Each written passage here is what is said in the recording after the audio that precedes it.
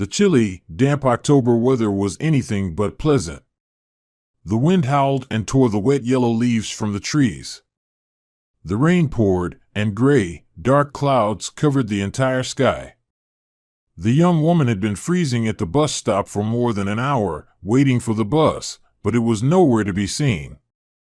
She huddled, shifting from one foot to the other, shivering from the cold.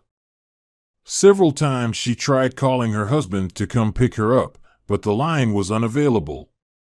She managed to hitch a ride home and could only think about one thing: getting warm as quickly as possible. As soon as she stepped through the door, she heard the loud sound of the television. A football match was on. Chuck was drinking beer with dried fish and shouting like a madman. "Come on, go ahead, shoot at the goal." "What a clumsy player. I would have played better." Sarah undressed and, with reproach, said, "Hello. I tried calling you, the bus didn't come again.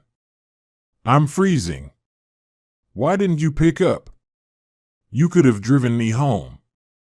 But her husband just waved his hand and muttered, "Hello. Well, you see, it's an important match. I turned my phone off so I wouldn't be distracted.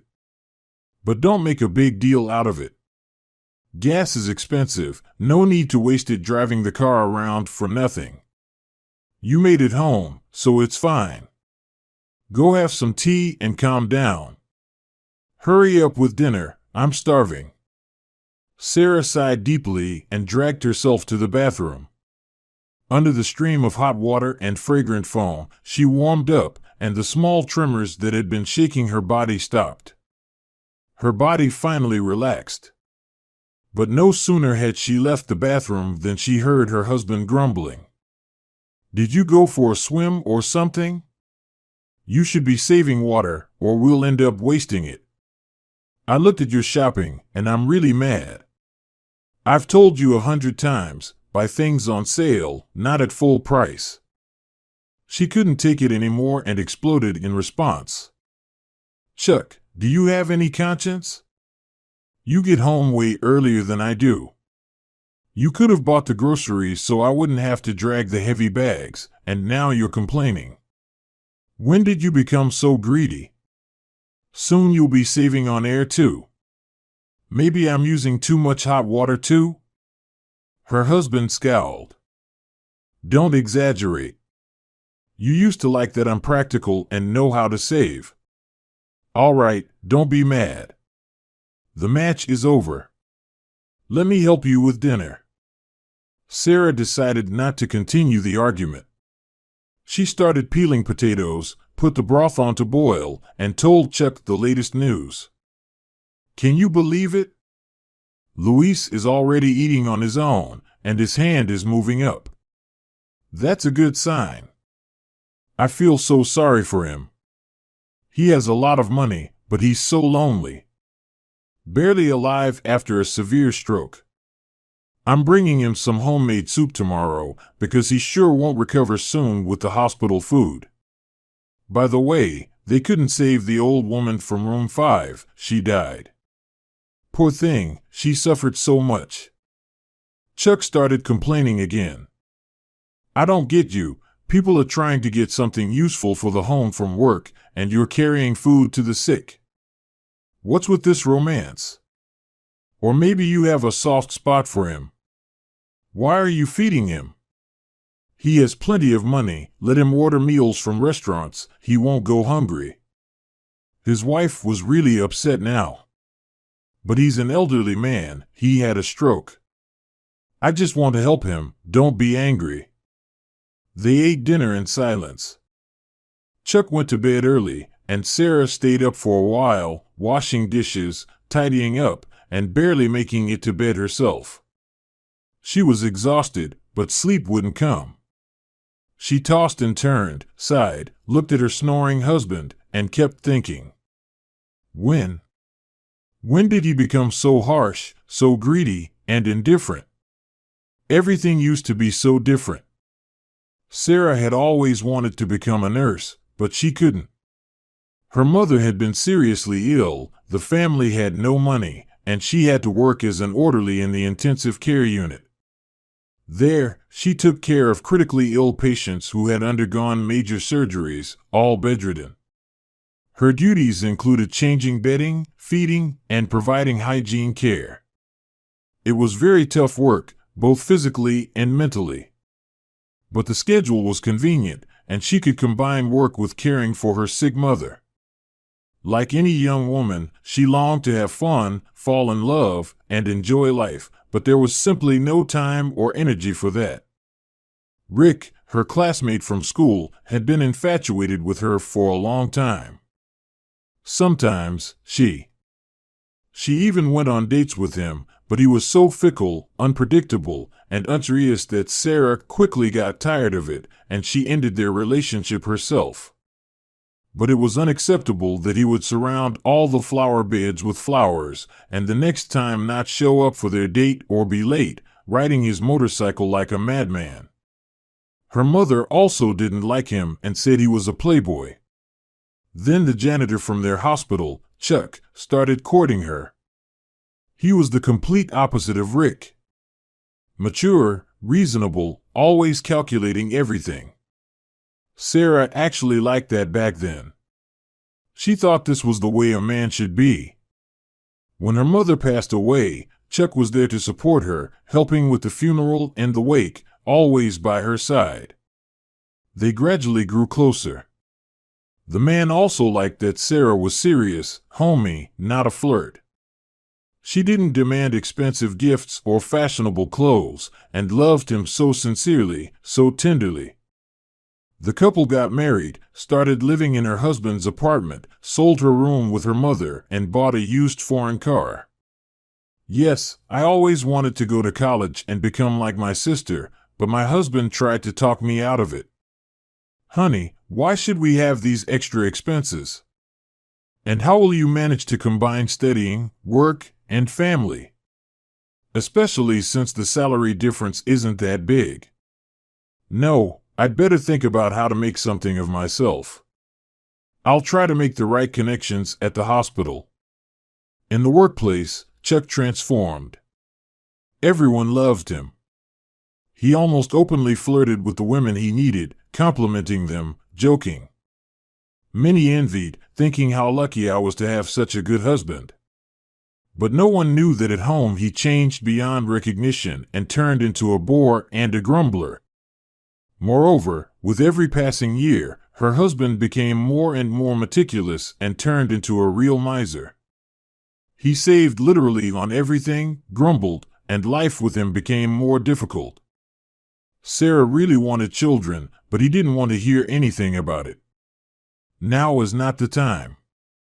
We're not living in luxury, and the expenses will be huge.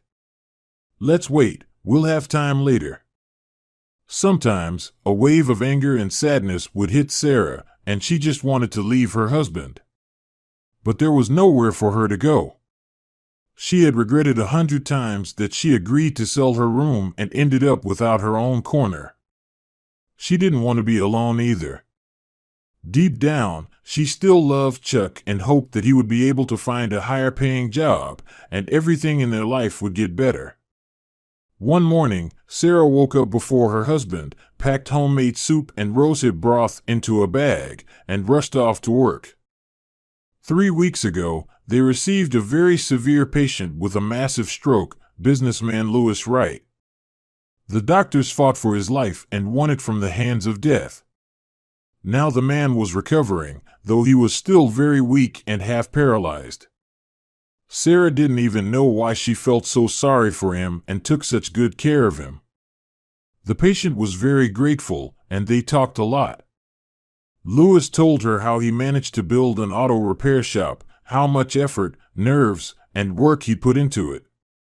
He didn't take care of himself at all. He slept for 3 or 4 hours and ate on the go. His wife died 5 years ago, and they didn't have children. Lewis often sighed bitterly. This is how life goes. I built a career, a house, and I'm not short of money. But what's the point? Trouble came, and there's no one to give me a glass of water. The deputy came by a couple of times, but mostly for work. And that made him feel sick. Thank you, Sarah. You're the only person I want to talk to. You take such good care of me. And today, the nurse decided to pamper the patient with homemade food. It was easy for her, and it would be nice for him and good for his health. Sarah quickly checked on her other patients and went into Lewis's room. She helped him wash up, fixed his bed, and started feeding him like a child. Here's some homemade soup with noodles. It's very good for your stomach. I also brought rosehip broth. I'll keep giving it to you. It's full of vitamins. Don't worry, you'll recover and get back on your feet. We must hope for the best. Tears filled the man's eyes. He suddenly gently took Sarah's hand and spoke quietly. I don't have much time left, I can feel it. And here's the thing, Sarah, today, I'll invite a notary and leave you all my inheritance. I've made up my mind. Sarah thought that the patient might be a little out of his mind, which sometimes happens after a stroke, and she started joking. Don't joke like that, Lewis. What am I supposed to do with such wealth? You'll definitely recover, don't think about anything bad. There's positive progress, everything will be fine, don't despair. She had already forgotten about the conversation by the next day, but her colleagues started approaching her and asking, Well, congratulations, you're almost a millionaire. Your favorite from the Fifth Ward left you all his inheritance. The girls heard about it. You're smart, Sarah, you knew who to get close to. Sarah didn't believe these rumors and just joked it off, though it felt awkward to ask the patient about such things. Then a week later, Lewis passed away. His condition worsened at night, and they couldn't save him. Sarah cried genuinely. She felt so sorry that such a good person had died, and she had even gotten attached to him. Soon, a notary called her and summoned her to his office. What he told her shocked her. The man handed her the keys and solemnly said, Lewis Wright has left his inheritance in the house to you, Sarah Cooper. Here, review the will and take the documents for the house. Congratulations, now you're the owner, and legally we'll finalize everything in 6 months. But I assure you, there are no other heirs. Sarah was stunned and stammered. That's a strange decision, I don't understand. Wait a minute, but the village is almost abandoned, there are only old people left there. I recently read about it on the internet, and the area is swampy, that's why people avoid it. I wonder why I get such an inheritance, it probably won't even be useful as a summer house. Well, I'll have to check it out. Are you sure you're not confusing something? The notary even got offended. No, everything is correct. In all my years of work, I've seen all sorts of things, and I don't discuss the decisions my clients make. Anyway, I've done my job, everything is in order, good luck. At home, Sarah was also in for an unpleasant surprise and yet another shock. She rushed home to tell her husband the news and figure out together what to do with this gift, but when she opened the door, she barely managed to get inside. She saw 3 large suitcases and a travel bag in the hallway. Chuck, hello. What's all this fuss? Where are you going? The whole hallway's blocked. There's no place to take off my shoes. This isn't like you. Chuck casually came out of the bedroom and replied, No, honey, you're the one who's leaving, and right now. So, you don't even need to take off your shoes. We're getting a divorce, Sarah, I've made up my mind. It was about time, especially since I'm starting a completely new life now, so we're no longer on the same path. Sarah almost collapsed, her legs gave way. Wait, what divorce? Where am I supposed to go? What new life? Is this some kind of bad joke? Everything was fine yesterday. What happened? Chuck triumphantly replied.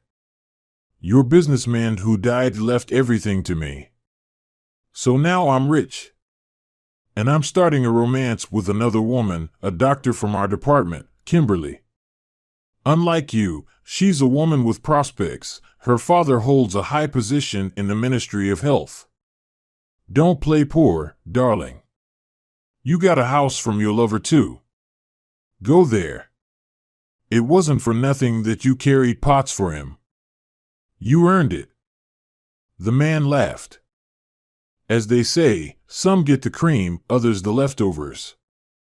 Look how unlucky you are. And let's skip the hysterics, okay? Get ready, or the last train will leave. Sarah felt so hurt, tears sprang to her eyes. She was being thrown out of the house like some useless thing. And Louis, how could he do that? Why did he decide to leave everything to Chuck? Maybe he thought that since they were husband and wife, he, as a man, would wisely handle everything. But look how everything turned out. She cried and begged her husband to reconsider. Chuck, how can you do this? Don't you love me at all? Why did you even marry me then? So, as soon as you got rich, you decided to get rid of me? Did you cheat on me behind my back? When did you even have time? The man exploded. He didn't want a scandal, and he also had no desire to explain himself. He simply threw all of Sarah's things, shoved her out the door, and locked it behind her. The woman realized that with 3 suitcases, she wouldn't even make it to the bus, so she called a taxi. She cried all the way, feeling so ashamed, as if she had been dragged through the mud and spat on. Yes, life with Chuck hadn't been easy, but did she really deserve such an ending? Sarah imagined how everyone at work would be mocking her now. What was she supposed to do now? Finally, they arrived at the destination. Sarah gasped. The house stood on the edge of the village, almost near the swamp. There were overgrown bushes all around, and not a soul in sight. It even gave her the creeps. How could she possibly live here, in such a remote place? But there was no turning back. She unlocked the door and entered. She was deeply disappointed. The place was covered in dust and neglect. It was clear that no one had lived in this abandoned house for a long time. The furniture was old. There was a stove, an iron bed, and a shell bed frame. The windows were long dried out and terribly dirty. The woman sat on her suitcase, cupped her head in her hands, and began crying so loudly, sobbing uncontrollably. She didn't even have any food with her. Who knew if there was even a store around here? And as for getting to work, she had no idea how to manage that. And why was all of this happening to her? She muttered, "Well, thank you, Louis. You've done me a favor, really. I'll remember your kindness forever." She didn't even notice when the front door creaked open. She only heard someone cough loudly behind her and say, "Good evening, miss. I was coming from the farm and saw a light on. I thought, maybe someone has moved to this remote place. And sure enough, here you are. What's your name?" "I'm Vincent, a herdsman. I live at the other end of the street." "What brings you here, beautiful? Everyone else is leaving, and you're coming in the opposite direction." Sarah was so happy to see someone, wiped her tears, and mumbled, "I'm Sarah. Well, I inherited this place, so to speak." "Well, that's something. But I feel so scared here. I didn't even bring any food. I don't know how I'll manage." Vincent started bustling around to comfort her. "Oh, don't worry, beautiful, don't be upset. We won't let you starve. I'll be back in a minute, just wait here." Half an hour later, Vincent arrived with his wife, Gloria. They brought a large bag and began laying out everything on the table. There was homemade baked bread, a ring of sausage, eggs, potatoes, vegetables, pickles, and a whole bag of various herbs. Gloria explained, "Here, Sarah, this is from the heart. It'll be enough for now. I picked the herbs myself, drink them like tea. It's great for calming nerves. You'll sleep like a baby. You'll settle in soon, everything will get better. We're not completely wild here. There's a store in the neighboring village and a post office. A first aid station too. My grandfather will look at the stove tomorrow and fix it if needed. In the spring, I'll give you some seeds, you can plant a garden.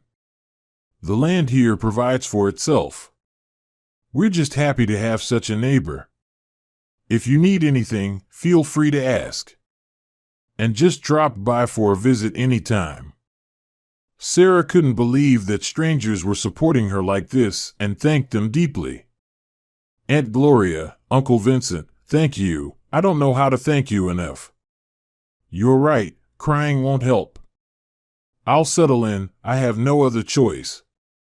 And I will visit you, definitely." Sarah called her work and took a leave of absence.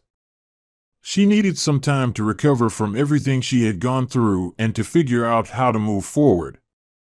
In a week, she had cleaned up the old house and gotten a sense of the place.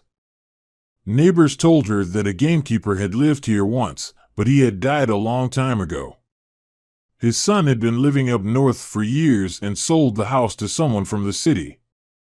They figured that since Sarah had come, she must be related to the gamekeeper. Soon, a colleague named Sabrina called and started telling her the latest news. "Oh, Sarah, you won't believe it. Chuck's gotten so full of himself. He's courting our doctor now, acting like he's the best thing ever, saying he came into millions, and bad-mouthing you. He says you were a fool, carrying ducks around and staying up all night, while all the money went to him. How did this happen? How are you? This scoundrel is going around telling everyone he kicked you out, saying you're now living in some swamp. Is that true? And how are you going to get to work now?" It hurt Sarah to hear all of this. She quietly replied, "I don't understand, Sabrina, how this happened.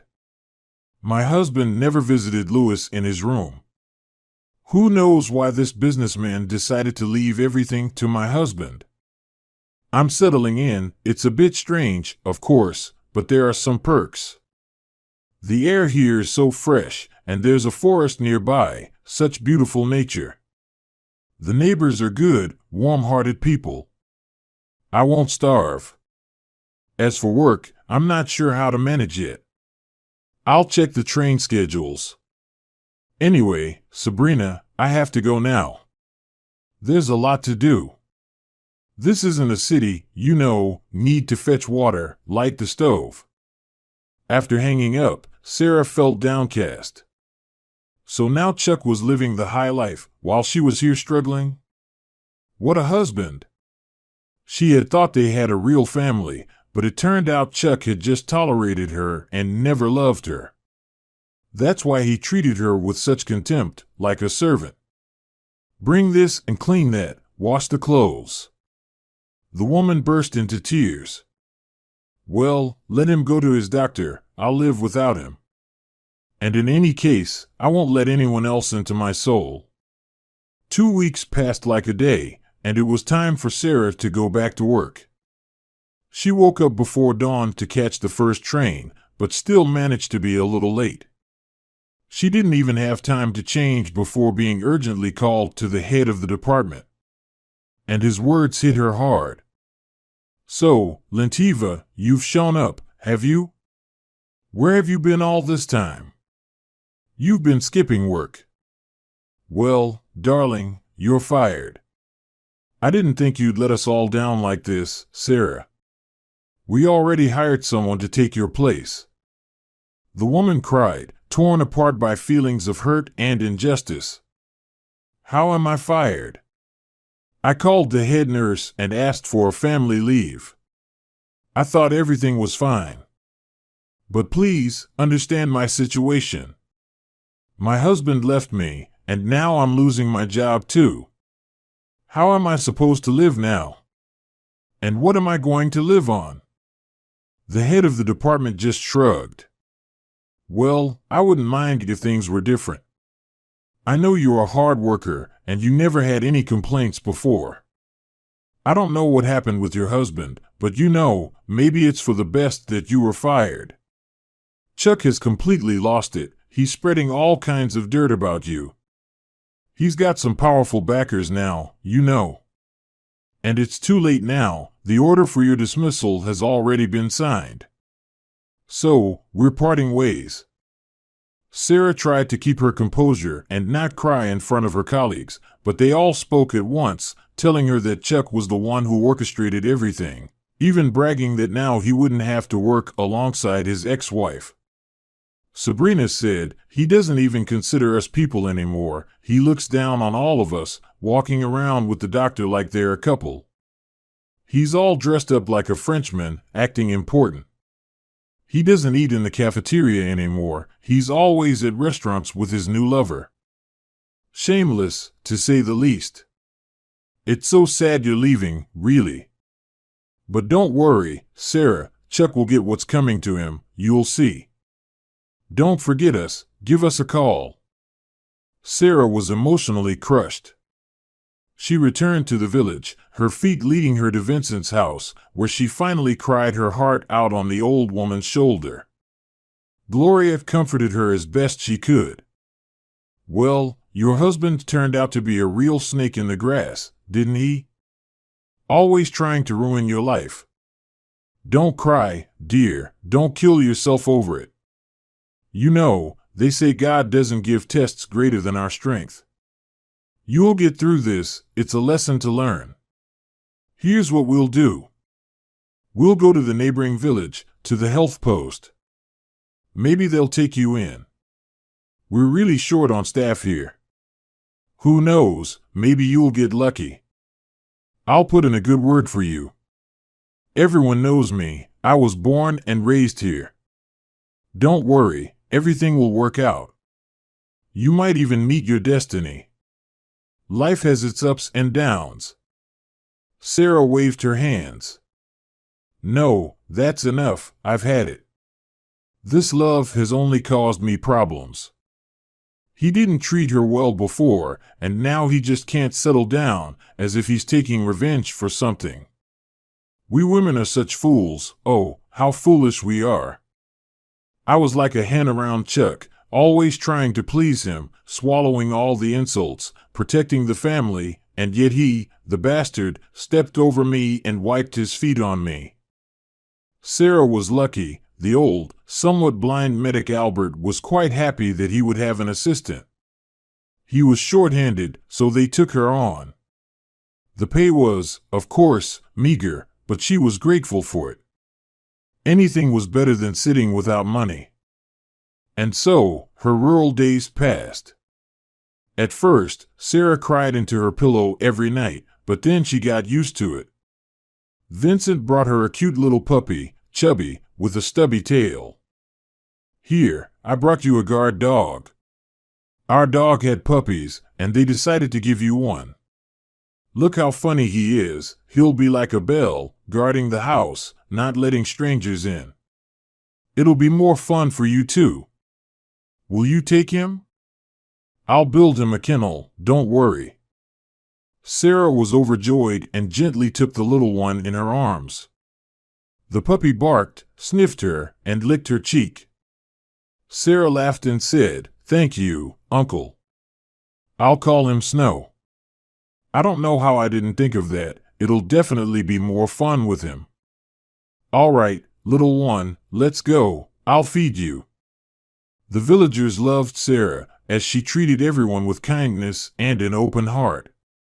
She was good at giving injections, and Albert patiently taught her everything he knew, saying, "Old people have all sorts of ailments. If it's not sciatica, then it's high blood pressure. Treating them is one thing, but the most important thing is to listen, to show compassion. And you, Sarah, you do this better than anyone.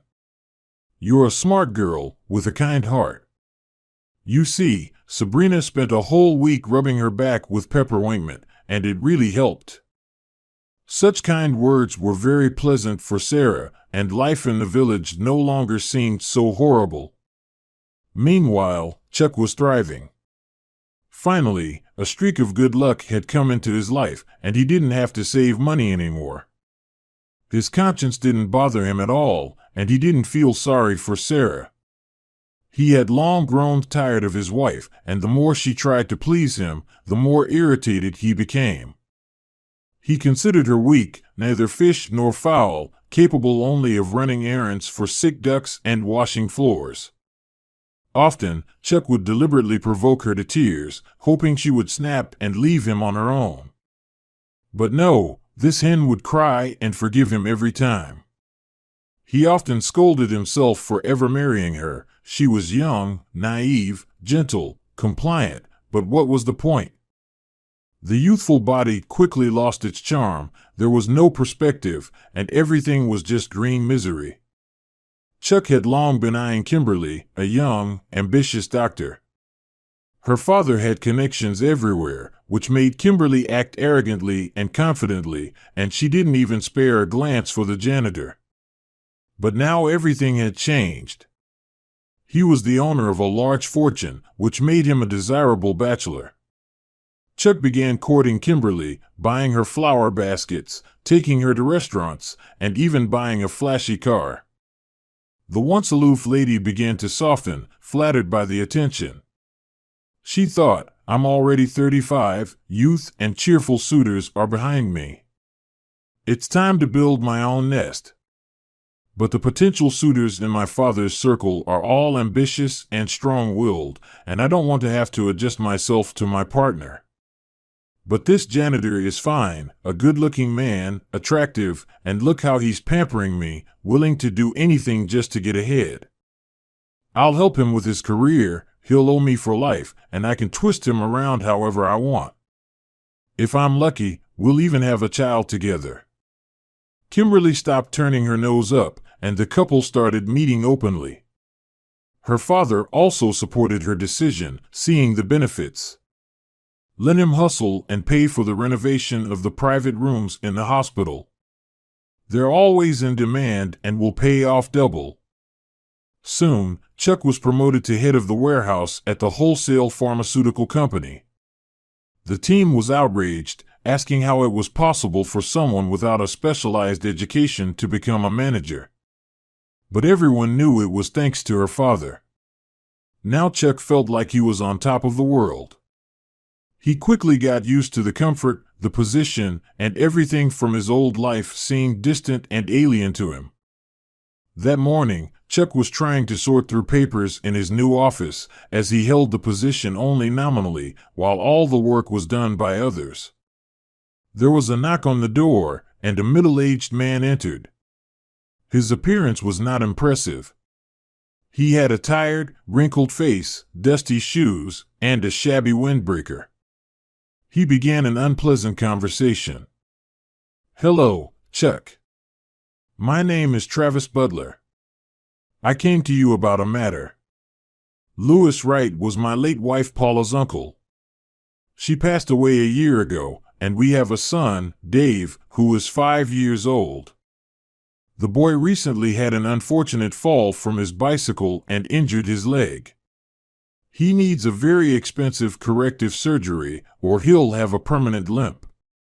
I thought I could manage through the quota, but it keeps getting postponed, and time is running out. Chuck was starting to lose patience. That's very unfortunate. But what do you need from me? I don't understand. Travis got to the point. Well, I'm not a direct relative of Lewis, but still. If I wanted, I could contest the will. But I won't do that if you help my son. I know that Lewis left everything to you, and that money is just a drop in the ocean. You see, this is my only chance to save my child. Please, understand my situation. I promise I won't bother you again. Chuck, who was naturally greedy, snapped. Listen, man, Get out of here. You think you're clever coming to beg for money just because your late wife was related to a businessman? Why didn't he leave everything to her? You're not getting anything, and don't come back here. You'd better not try to hang out with me, you're not up for it. Travis left, disappointed, his last hope for saving his son fading away. It was foolish to rely on the decency and conscience of a stranger who had inherited someone else's millions. The man got into his old car and drove back to the other city where he lived with his son. Dark thoughts tormented him. Travis was angry at himself for being unable to help his own son, and he had been too shy to ask Louis for help while he was still alive. What now? Is Dave going to limp on crutches for the rest of his life? Is that a life for a child? Travis didn't notice when a rabbit darted across the dirt road, right in front of his car. He slammed on the brakes, but the car skidded and veered off the road into the ditch. The last thing Travis remembered was the loud sound of the crash, and then darkness. Sarah was puffing away in her yard, trying to chop firewood. She was sweating heavily, struggling with the task, as she wasn't used to such hard work.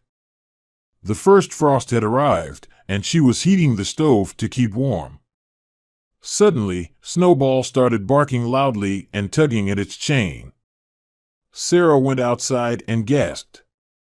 There stood Vincent, holding an unconscious man and shouting, "Sarah, open up." The car skidded off the road. I barely managed to pull this poor guy out. You're a nurse, help him out.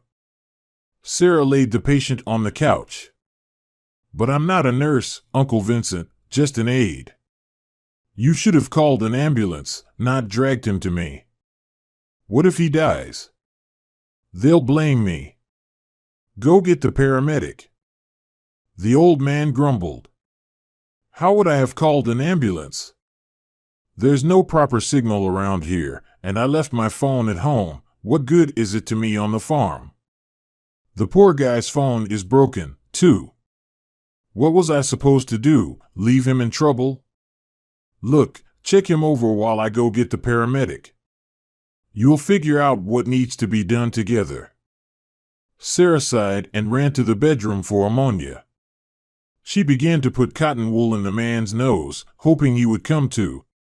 She checked for broken bones, and everything seemed fine, just abrasions and bruises. But there was a large bump on his forehead, probably from hitting the handlebars. The stranger began to slowly regain consciousness, mumbling.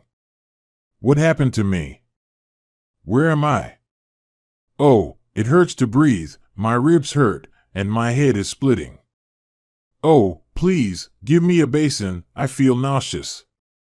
At that moment, the paramedic arrived, praised Sarah for correctly assessing the situation, and gave the diagnosis, a concussion and bruised chest and ribs. He was surprised. Born in a shirt, lucky, he got off easy. Now he just needs rest and care. And that's your job, Sarah, so I'm leaving the patient with you. I'll bring warm drinks, painkillers, and dissolving medications tomorrow. I think he'll recover soon, but for now, let him rest. Everyone left. Sarah brewed some herbal tea and gently began to feed him from a spoon. She quietly asked, "How are you feeling? Is it a little easier? You need to drink and rest. You'll get better slowly. My name's Sarah. What's yours? How did this happen to you? Uncle Vincent promised to bring a tractor tomorrow to try and pull your car out with some of the guys." The man suddenly became nervous. God, please let me call. My son is at home with a neighbor. I need to warn him that I'm delayed. Sarah immediately brought him the phone. The man spoke in a disjointed manner, explaining something to someone. He promised his son that he would be home soon, then exhaled deeply and calmed down. He began to tell everything. My name's Travis, and my son's name is Dave. He's 5 years old. We live alone. My son was injured, and now he's struggling with crutches. He suffers a lot, always asking, "Dad, am I going to be crippled now?" The other kids in the yard tease me. Am I never going to walk like I used to? My heart just breaks. He needs surgery, but it's not working out through the quota. They keep postponing it, and time's running out. So, I decided to go to the neighboring city. That's where my late wife's uncle, Lewis Wright, lived. Have you heard of him? He was a complicated person. My wife rarely and barely communicated with him. And when she did call, he would scold her all her life, calling her short-sighted and criticizing her for marrying me, a poor man. He said she was responsible for living a modest life. Although he always offered financial support, she refused every time. Her feelings were hurt by his words. He never understood that there's something called love, and that no amount of money can buy it. I loved my Naomi so much, and she loved me.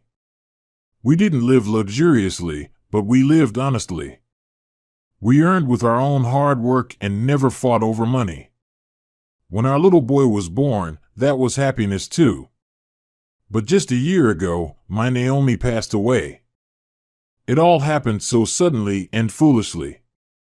It seemed like a regular cold. She didn't go to the doctor right away, just stayed at home and tried to treat it. But she never got better. Breathing became hard. When we finally went to the hospital, it turned out that an infection had spread to her lungs, in a severe form. She was gone in a week. I still can't accept that she's no longer here. My son misses his mother so much. Lewis came to the funeral, but not for long. He said goodbye to his niece, made some excuse about being busy, and left. Recently, I called him, planning to ask for money for the treatment, offering to take a loan. But he told me he was in the hospital after a stroke. And I still couldn't bring myself to ask for help. I felt awkward. The man was on his deathbed, and here I was asking for something. He kept talking about some nurse who took care of him, and said that he wanted to leave all his inheritance to her. He said no one had ever taken care of him like that. Although I was a little upset, he was right, we didn't keep in touch much. Then, a friend of mine, who was treated at the same hospital, told me that Lewis had unexpectedly passed away, and that all of his wealth was left not to the nurse, but to her husband. No one could understand it, not even his lawyer. This insane act is inexplicable. Today, I decided to visit this newly made millionaire and ask him for money for the surgery. But, of course, he kicked me out. And now, here I am, all shaken up, not noticing an animal in the road and losing control. I've really messed things up. I couldn't help my son, crashed the car, and barely saved myself. Thank you to the man who pulled me out, and to you, of course. Sarah quietly replied, "You won't believe it, but I'm the very nurse who took care of Lewis. He left all his wealth to my husband, and this house to me. Quite the royal gift, huh? I still don't understand." Even my colleagues and nurses heard when they were making the will with the notary that everything was to be left to me. They rushed to congratulate me, and then this happened. And my husband immediately kicked me out of both the house and work. So now I live here, like a frog in a swamp. Quite the fairy tale with a sad ending. Travis exclaimed, groaning from sharp pain. But now, I think I finally understand everything. Lewis was, of course, a complicated person, but not crazy enough to entrust his fortune to someone he'd never even met. I think this sly husband was the one who orchestrated everything. He is clearly in cahoots with the notary. I am almost sure of it. But now I won't back down. I'll go to the police and the lawyers and contest the inheritance. Let them shake them up properly. I feel like everything in this mysterious story is sewn with white thread. Are you with me? Justice needs to be restored. I'll take my lawyer with me. He is also sure that his boss, in his right mind, couldn't have done something like this. I paused and said, "You're right, let's go to the police, and it's not about the millions here, it's about principle. I want to know the truth, and I also want to help your son. The child shouldn't suffer, it's wrong. And I want to expose your husband. I'm very upset with him. Not only did he leave me, throw me out of the house, take away my job, but now he's slandering me everywhere. He didn't even laugh in my face, he mocked me. Your inheritance, a ruin in the swamp," he screamed. Well, let's see who's going to win. Travis suddenly had a glimmer of hope, and he quickly started recovering. 2 weeks later, they both went to the police. They opened a criminal case and started checking everything. The first thing they did was call the notary for questioning. But he didn't show up and even ran away. It became clear that something was off. They searched his office and home and found the real will, signed by Luis, then compared it to the one Chuck had, conducted handwriting analysis, and proved that it was fake, a forgery with no legal validity. And the wheels of justice started turning.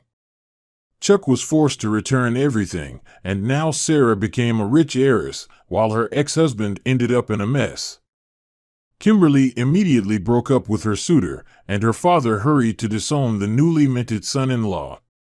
Chuck was retroactively fired and told to forget the way to Kimberly's house. The man was furious, desperate, because he had gotten used to throwing money around, and now he was back to square one. Sarah decided to meet Travis's son and invited them to stay at her place. She prepared a feast, tried really hard, and bought the boy a toy train set as a gift. But when she saw the fragile little boy, who looked like a sparrow, walking on crutches, tears welled up in her eyes. She felt so sorry for him. She wanted to hug him and support him. But she restrained herself, understanding that the child was already exhausted from everyone treating him differently, and she greeted him cheerfully. "Hello, little one, I'm Sarah, your dad's friend. He's told me so much about you that I decided to invite you over. Here, this is a small gift for you." Dave stretched out his little hand to her in a very adult way and sighed. "Hello, Aunt Sarah. My dad told me a lot about you, how you helped him.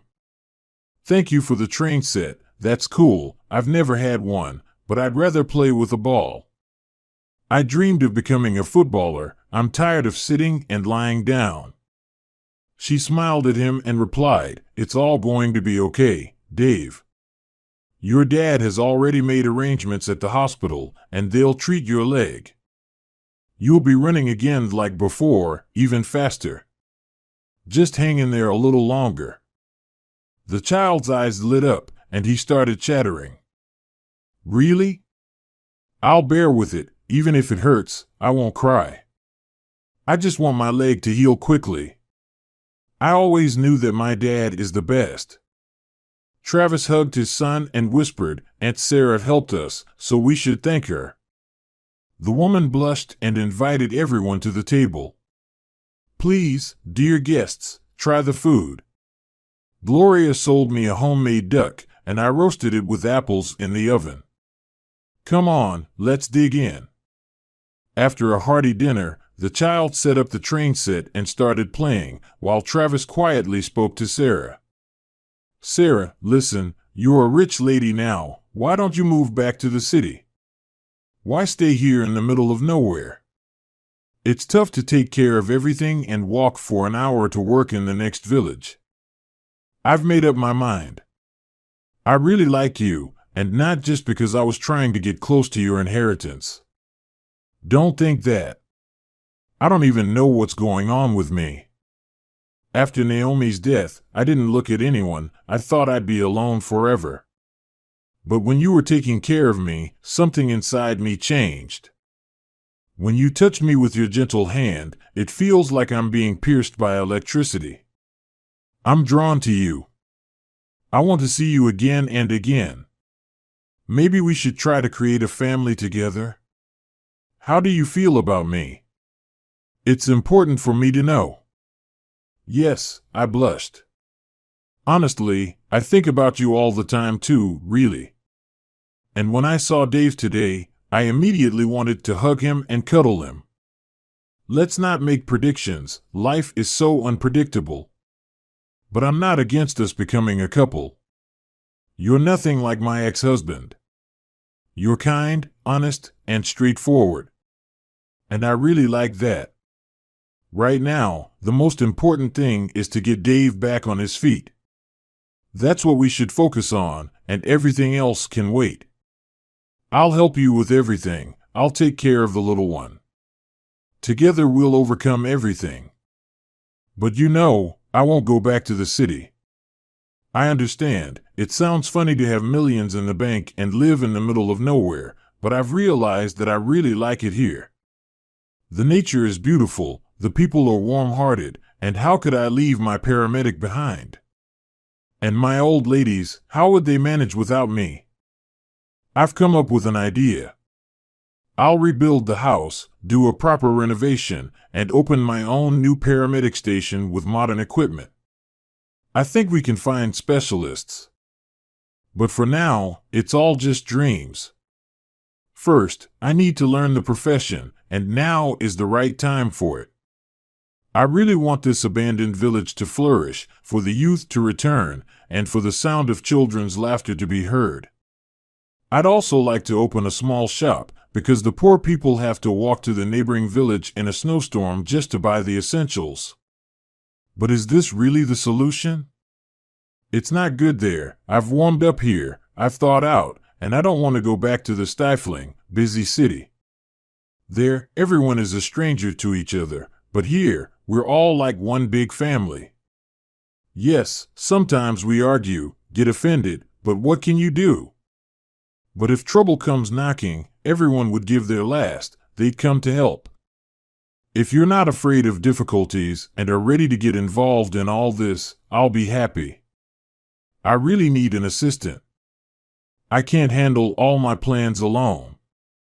And it'll be easier for the little one to go through his rehabilitation here. He'll have his own yard, space, he can run around as much as he wants. We'll buy a car. We'll be able to take him to school and to the city. And we'll live here. Look at your little son. He's already sleeping on the floor because he feels good here, and that's why his sleep is so deep. Travis gently moved his son to the bed, and Sarah covered him with a blanket. The man quietly replied, I agree to be your friend, your helper, your close person, whatever you say, as long as I'm by your side, with you. My heart tells me that everything will work out for us. With Travis, everything was different. He was tender, so protective, and so caring towards Sarah. She literally basked in his love and warmth, and she never regretted saying yes to him. It was so unfamiliar and pleasant to wake up and see a bouquet of wildflowers and a note on the nightstand that said, for the most wonderful woman in the world. I love you. Now Sarah understood what it meant to be loved and wanted, because for years she had only given her love to her ex, never receiving anything in return. 7 years passed. Sarah became a paramedic in the city and became the first and most respected doctor in the village. People of all ages came to her, and she never turned anyone away. If necessary, she would rush out in the middle of the night to help. The paramedic station was renovated, equipped with an ultrasound machine and other necessary equipment. A small shop was opened in the village, a project of Travis. He built it himself, bought products, and kept everything under control. The villagers were very grateful. The couple had been married for a long time, and their family was united, close, and strong. Dave was healed, and the surgery was successful. Now he was a teenager, studying well. He adored his parents and tried to help them with everything. A beautiful daughter, Lily, was growing up in the family, a perfect copy of Travis. And Sarah considered herself the happiest woman because everything she had dreamed of had come true. One day, television reporters and a wealthy benefactor even came to visit them. They filmed a report about the village and the Butler family, who were working tirelessly like bees for the benefit of the people and trying to revive the village. While Sarah was giving an interview, she noticed that the wealthy man definitely had liver issues. The symptoms were clear. She persuaded him to have an ultrasound done at her station. At first, he laughed. "Dear Sarah, I have my own doctor at an elite private clinic, but a paramedic station. That's funny, right? Although, of course, you're right about what you said. There's a bitter taste in my mouth in the mornings. I often feel nauseous, and I have a heaviness in my right side. But if you're curious, let's go ahead and you can show me everything." The businessman was surprised at how clean and well-maintained the place was, and he went through the procedure. Sarah reassured him. "Thank God, there's nothing critical for now, but your liver is enlarged, and the bile flow is disturbed. Here's a herbal mix I gathered myself. Drink it for a month, and everything will get better. You'll thank me later." They said their goodbyes. Sarah had almost forgotten about that city patient, but a couple of months later, he came back, thanking her. The effect of her herbs was excellent. He felt completely different. "The place here really is something special. The air itself is intoxicating, and you were right to want to revive the village. So, I was thinking, maybe I should open my own sawmill here, or set up a dairy production, make natural products, create jobs, and maybe, if people are paid decently, the youth will come back home. What do you think? I'm really grateful to you. I feel so much better now." The woman was very pleased and supported the idea. This place had long become home to her. Sometimes it even seemed like she had been born and raised there. Chuck came home from work very angry. After all the persecution, he barely managed to get a job as a mechanic at a factory. A whole day in dust and dirt, blackened, calloused hands, and a miserable salary. At home, his overweight wife was wearing a greasy robe and curlers, and there were always 3 noisy little kids. He never intended to marry Wendy, and didn't even remember how he drunkenly courted her at a garage party with some other men. Just for fun, as a dare. Then it turned out she was pregnant. He was about to deny responsibility, as usual, but she wasn't so easy to dismiss. The woman promised to sue him if he abandoned her. He had no choice but to marry. Wendy quickly realized that if she kept having children, she wouldn't need to work and could live off child benefits. Besides, Chuck wouldn't go anywhere now.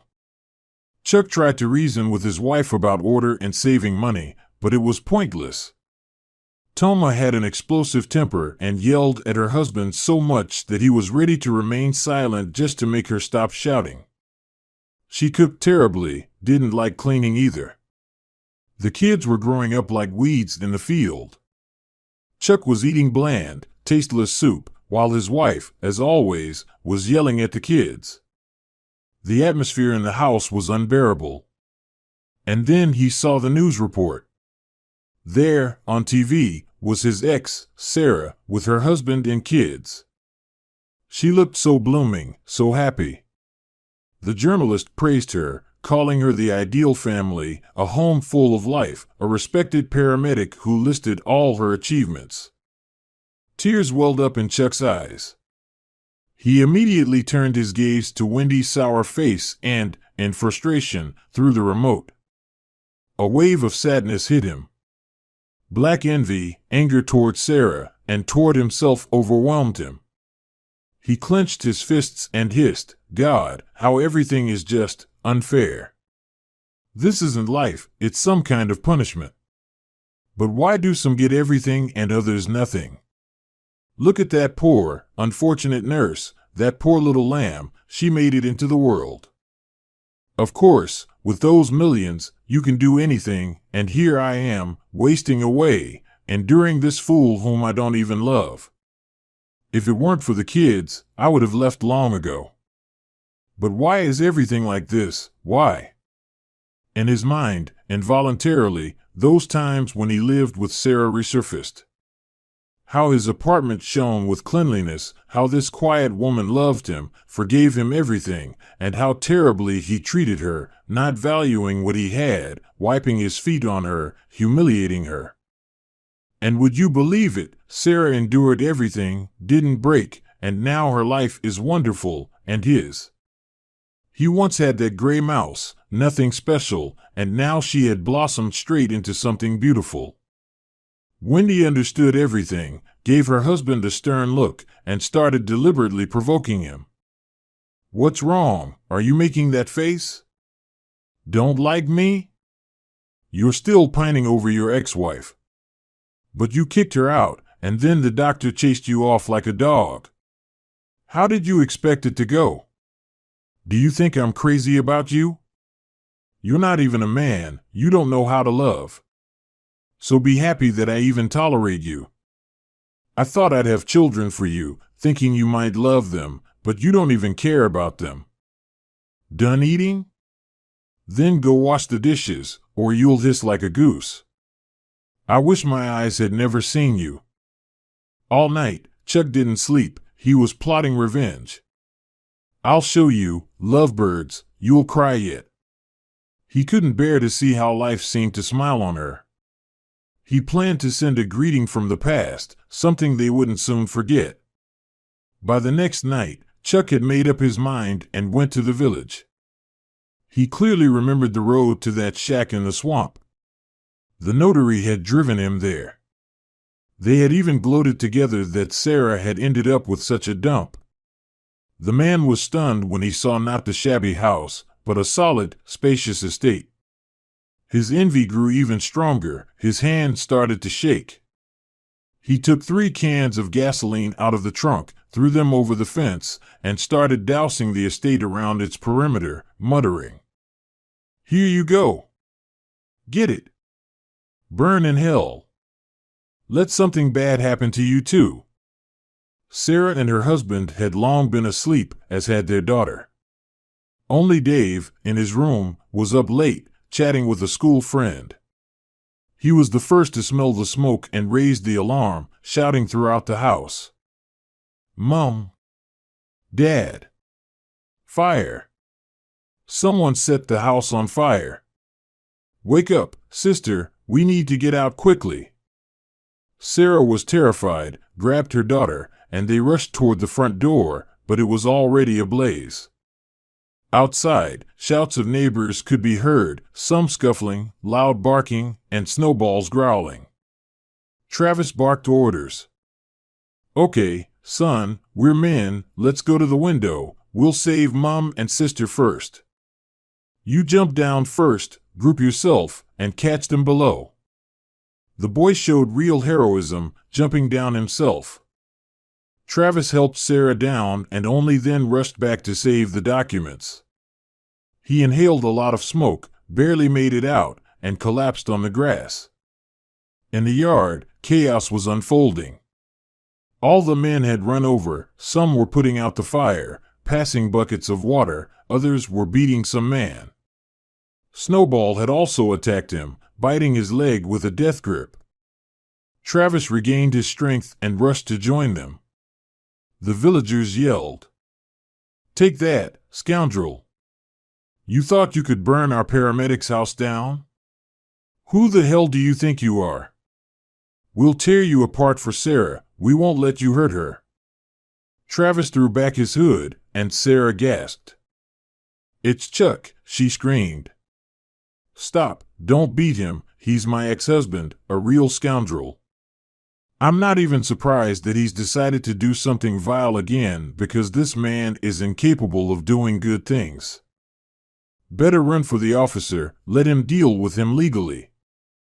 She looked at Chuck with such hatred and said, "Why, tell me, Did you decide to kill my family? We've been divorced for a long time. You've already brought me so much grief. What do you want from me again? How can the earth still carry you?" Chuck seemed to come to his senses, only now realizing what he had done. He mumbled, "I don't know what got into me. I saw the report about you on TV and decided to take revenge." "Why exactly you? Tell me." "I can't shake it off. It's been bothering me." "You're doing fine, enjoying life, living well, of course, acting all perfect. Still pretending to be Mother Teresa, while What about me? Do you even know how I live? My wife's a disgusting, fat woman, looks like a frog, keeps having kids without stopping. I'm working my butt off for pennies. Is that fair? Tell me?" Sarah suddenly burst out laughing, slapped her knee, and a stunned Travis replied for her. "Now I get it. It's just like in that fairy tale. You sent your wife to the swamp, and a prince found her there. Remember that one? Do you understand now, fool? A woman needs love, care, and attention. But you bullied that one, and now you badmouth your current wife. You're not happy with your kids. Maybe there's something wrong with you. Any woman would be unhappy with you because you're selfish, you're emotionally disabled, you simply can't love anyone. All you know how to do is feel sorry for yourself. What's the point in explaining it to you? You won't get it anyway. But don't worry, prison will teach you everything. You didn't get jailed for forging a will, thanks to Sarah, who didn't file charges. You should be grateful to her, but you... What a bastard you are. I feel sorry for your wife, and for the kids too." Then Travis and Sarah began to thank all the neighbors.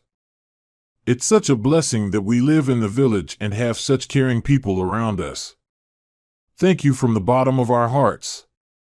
You all came running to protect and save us, and that means so much. We bow to you, kind people. The fire was put out in time, and the house wasn't badly damaged."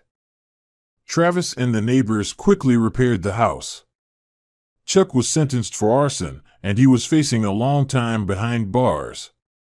He played the sympathy card, claiming to be a father of 3 young children, hoping for a reduced sentence.